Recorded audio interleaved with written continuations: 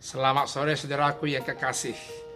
Jumpa kita di channel yang sama hari ini, Rabu 30 Desember 2020. Kita berdoa. Bapa di sorga, terima kasih atas pemilihan-Mu kepada kami, sehingga kami menjadi murid-Mu yang sungguh-sungguh memperoleh bekal hikmat bijaksana, bekal rohani, bekal segala sesuatu dalam kehidupan kami ini. Kami rindu disapa oleh firman Tuhan. Biarlah Roh Kudus-Mu senantiasa yang mempersiapkan hati dan pikiran kami menjadi palungan firman Tuhan yang hidup itu, sehingga melahirkan sesuatu yang baru di tengah-tengah kehidupan kami. Dalam nama Yesus kami berdoa. Amin. Saudaraku yang kekasih, firman Tuhan buat kita hari ini terambil dari Yohanes pasal 1 ayat 35 sampai ayat yang ke-42. Dikatakan firman Tuhan demikian. Murid-murid Yesus yang pertama. Pada keesokan harinya Yohanes berdiri di situ pula dengan 2 orang muridnya. Dan ketika ia melihat Yesus lewat, ia berkata, "Lihatlah anak domba Allah." Kedua murid itu mendengar apa yang dikatakannya itu, lalu mereka pergi mengikut Yesus. Tetapi Yesus menoleh ke belakang. Ia melihat bahwa mereka mengikut Dia, lalu berkata kepada mereka, "Apakah yang kamu cari?" Kata mereka kepadanya, "Rabbi, di manakah engkau tinggal?" Ia berkata kepada mereka, "Marilah dan kamu akan melihatnya." Mereka pun datang dan melihat Dia di mana Ia tinggal, dan hari itu mereka tinggal bersama-sama dengan Dia. Waktu itu kira-kira pukul 4. Salah seorang dari keduanya yang mendengar perkataan Yohanes lalu mengikut Yesus adalah Andreas, saudara Simon Petrus. Andreas mula-mula bertemu dengan Simon saudaranya, dan ia berkata kepadanya, "Kami telah menemukan Mesias." Ia membawanya kepada Yesus.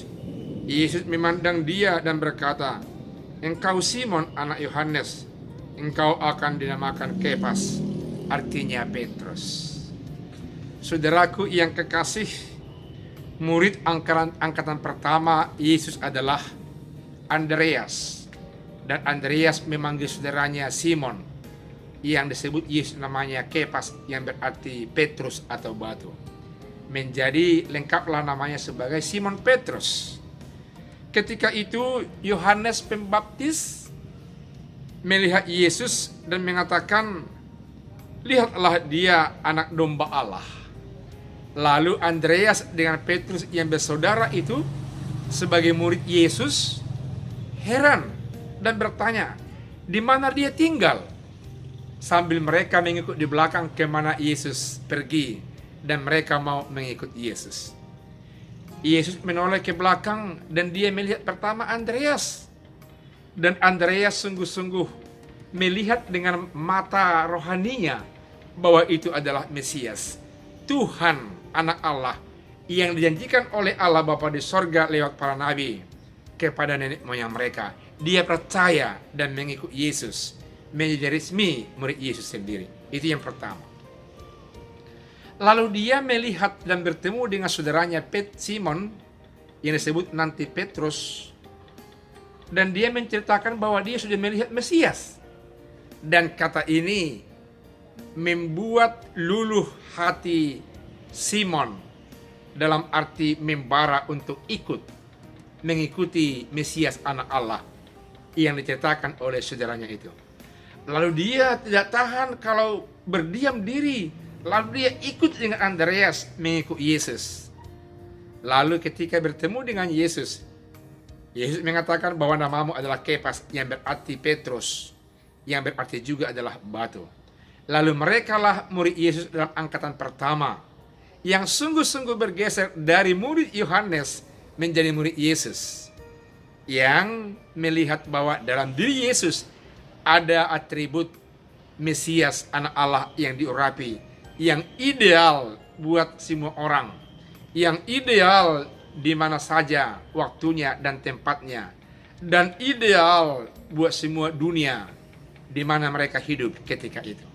Saudaraku yang kekasih, kata Mesias anak Allah menjadi trending topik buat mereka yang membelit hati mereka sekaligus memutuskan untuk mengikuti Yesus sebagai guru mereka. Saudaraku yang kekasih, Mesias anak Allah yang berarti yang ideal. Ideal buat Bapak Ibu sebagai siapapun di tengah-tengah masyarakat, di tengah-tengah keluarga, yang cocok untuk sepanjang zaman, yang tepat untuk semua tempat dan situasi. Karena itu dia cocok disebut dan tepat disebut sebagai anak Allah dan Tuhan untuk kita. Dia yang kita rayakan kelahirannya, merayakan ulang akan kedatangannya sebagai manusia. Karena dia bukan hanya sebagai Allah, tapi dia sebagai manusia seperti kita, memahami kita, membela perasaan kita, membela pikiran kita, sehingga kita menyatu dengannya. Puji Tuhan, biarlah Yesus anak Allah, Mesias itu cocok buat saudara di sepanjang waktu, di sepanjang tempat, di sepanjang lapisan kehidupan, sehingga sungguh-sungguh terasa dia membawa sukacita buat kita. Amin, kita berdoa. Terima kasih ya Allah, dalam nama Yesus yang cocok, yang ideal, yang Mesias dalam kehidupan kami. Terlebih setelah Engkau datang menjadi manusia yang sungguh-sungguh lebih nyata keidealan-Mu dalam kehidupan kami. Biarlah terus menerus Engkau ideal dalam kehidupan kami, karena kami juga mampu untuk mencocokkan kehidupan kami kepada Engkau yang sudah membuka diri, mencocokkan dalam kehidupan kami, sehingga sungguh-sungguh kemesiasan-Mu memperlengkapi, menyempurnakan kehidupan kami. Dalam nama Yesus kami berdoa. Amin.